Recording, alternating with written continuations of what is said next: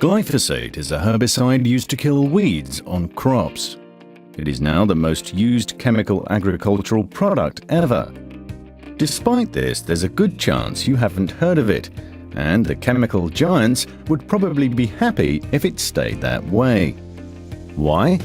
Well, in addition to being so extensively used, glyphosate has also proven to be highly controversial, with serious concerns being raised about its safety.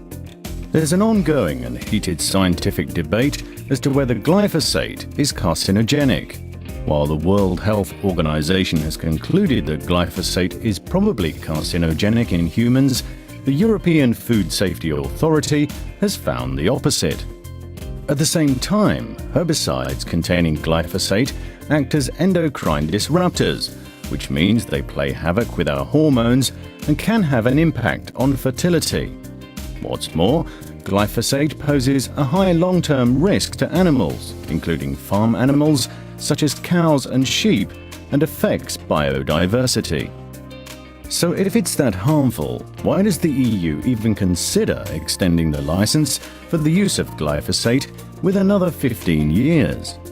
To answer this question, let's first have a look at how decisions are made on this issue.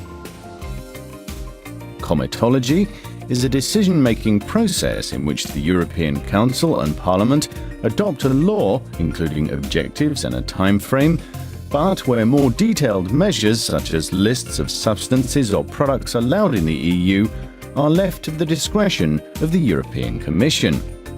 Here is how it works in practice. The European Commission proposes certain measures, such as to prolong the license for the use of glyphosate.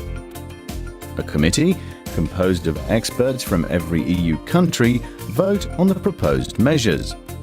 If there is a qualified majority in favour of the Commission's proposal, the Commission is bound to go through with the measure.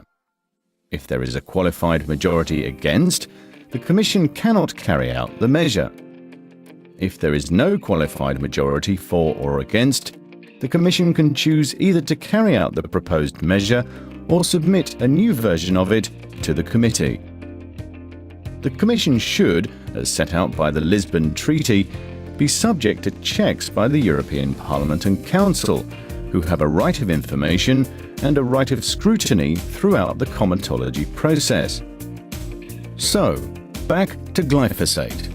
The Commission made a proposal in favour of glyphosate, but this was based on a large number of unpublished studies, which were largely produced by the industry themselves. Not even the European Parliament could gain access to the documents. On top of this, more than 80% of the national experts involved in the EU's assessment of glyphosate refused to have their names disclosed to the public, thereby avoiding any assessment of possible conflicts of interest.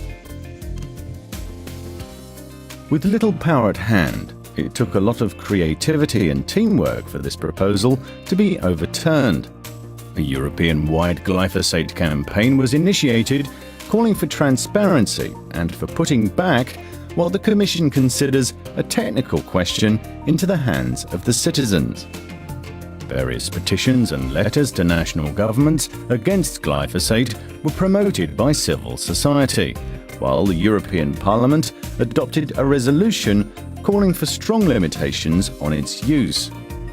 On the initiative of the Greens, 48 members of the European Parliament even took part in the MEP action, showing that MEPs have extremely high levels of glyphosate in their system, based on a urine test.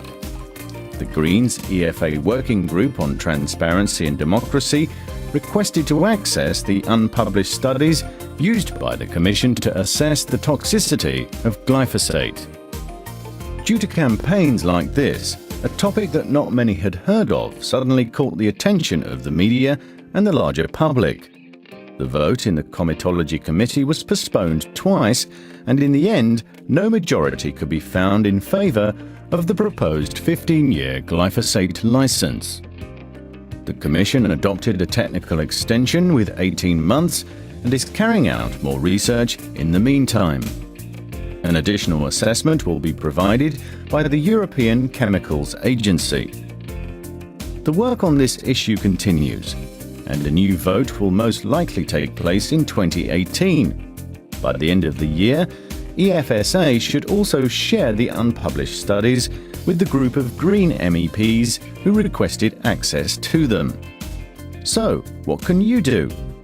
You can join the movement in your country, organised by NGOs such as GM Watch, Greenpeace or WeMove.eu, and convince your national government that human and animal health is more important than the private interests of companies.